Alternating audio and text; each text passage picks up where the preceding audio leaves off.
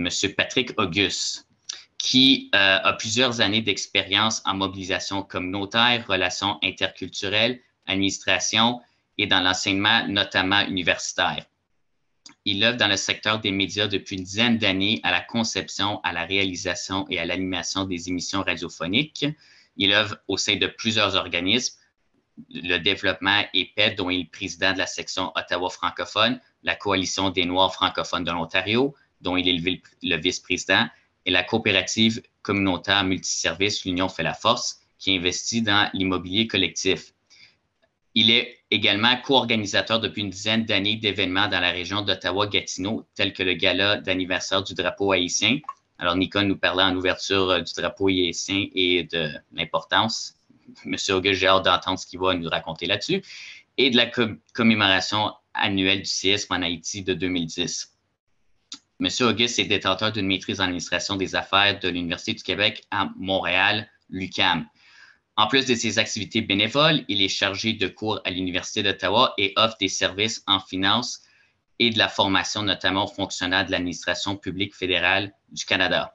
Alors, Monsieur Auguste, vous avez la parole pour un maximum de 15 minutes. À vous. Bonjour, bonsoir à tout le monde. D'abord, j'aimerais dire que je suis tellement content d'être avec vous ce soir. Et moi, ça va être un peu spécial parce que je vais vous parler surtout du drapeau haïtien. Quelque part, il y a un lien qu'on peut faire. Nicole a commencé à le faire tout à l'heure. Bon. Et moi, je vais vous parler un peu plus du drapeau haïtien ce soir. Et disons, c'est la mission qu'on m'a donnée pour la soirée. Je vais demander si je peux partager mon écran. Je pense, bon, je fais tout de suite un share screen. Voilà. Voilà pour mon visuel. Bon, le drapeau haïtien. Présentation, et donc c'est une invitation du réseau du patrimoine franco-ontarien. Bon, le plan de ma présentation, ça va être quoi? La fondation du drapeau, de ce drapeau, l'historique, l'aspect symbole de ralliement et ancrage d'appartenance, étendard de liberté, d'épanouissement collectif et individuel. Donc, fondation, c'est un drapeau qui est inspiré de l'emblème du colon français. Donc, quand ils ont chassé l'armée coloniale, donc pour se donner, on peut dire, de l'énergie avec un grand E, les anciens esclaves ont créé un drapeau en s'inspirant donc du drapeau français. Alors, ce qu'ils ont fait, vous voyez les couleurs du drapeau français que j'ai mis en haut, ils ont simplement enlevé la partie blanche qui est au milieu, qu'ils considèrent représentant les blancs, c'est-à-dire les colons, et ils ont rapproché les deux autres bandes, le bleu représentant les noirs à leurs yeux et le rouge représentant les mulattes. Les mulattes étant des descendants de colons français, que les Français, c'était des enfants qu'ils avaient fait avec des esclaves noirs. Donc, il y avait quand même une bonne partie de la population qui était donc des mulattes. Donc, ils se sont alliés avec les Noirs et les mulattes pour chasser l'armée française. Donc, ils ont créé ce drapeau, mais ils ont décidé de mettre les bandes à l'horizontale à ce moment-là. Et vous voyez au milieu, il y a eu un symbole avec des armes de la République. Bon, voilà en ce qui a trait au drapeau. C'est toujours le drapeau actuel qu'on a aujourd'hui.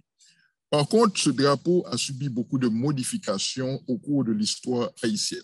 En 18 mai 1903, lors de vraiment, il y a une création officielle de ce drapeau-là et par le général Jean-Jacques Dessalines à l'époque.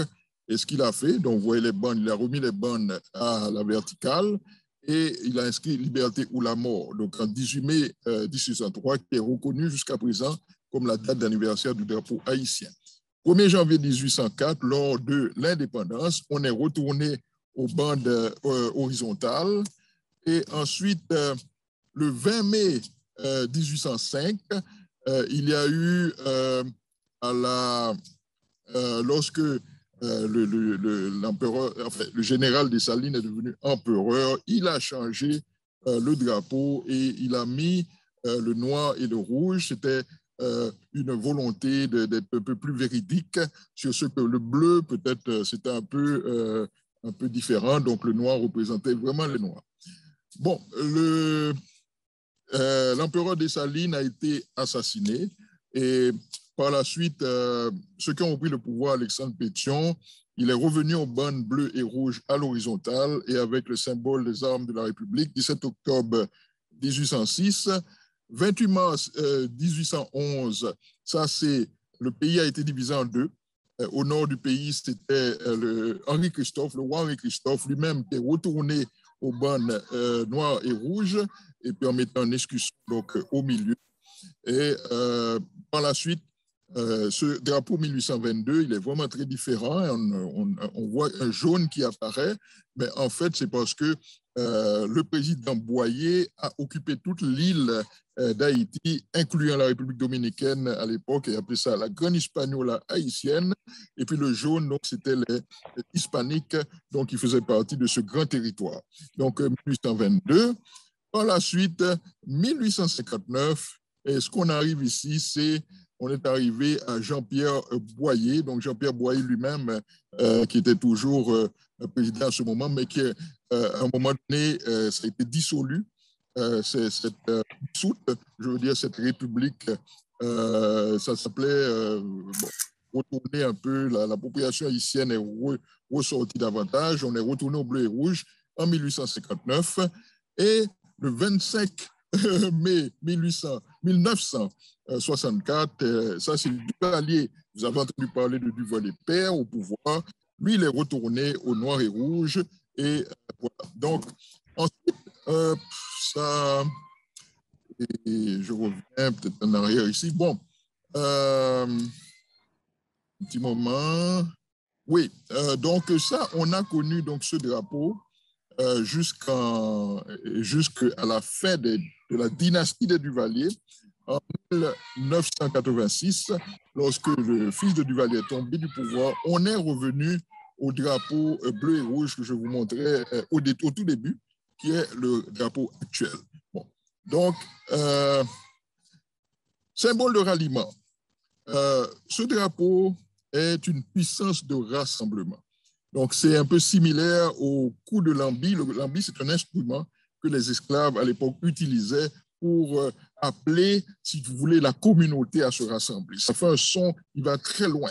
Alors, Boukman, vous avez entendu parler du groupe Boukman Experience, qui est inspiré de Boukman, ce personnage de l'histoire d'Haïti, qui, dans la cérémonie qu'on a appelée Bois Caïman pour rassembler les esclaves, avait utilisé le lambi.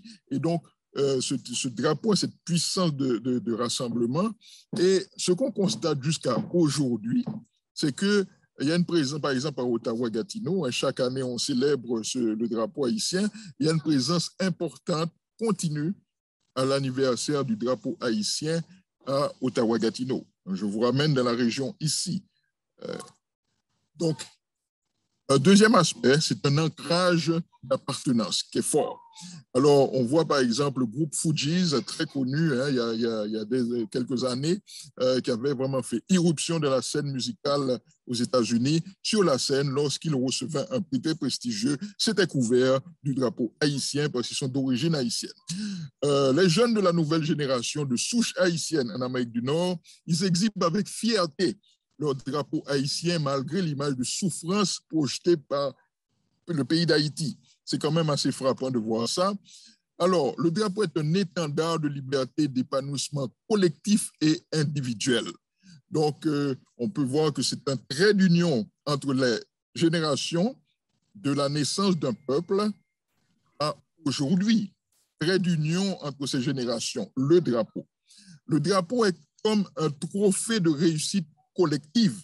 On l'exhibe comme un trophée. Vous voyez les Jeux Olympiques, comment les championnats de tennis et autres, comment les champions sont fiers d'exhiber leur trophée. Le drapeau, il représente ça collectivement pour un peuple. Le drapeau est un phare de rayonnement de l'identité d'un peuple. et il est vécu comme ça vraiment par les Haïtiens.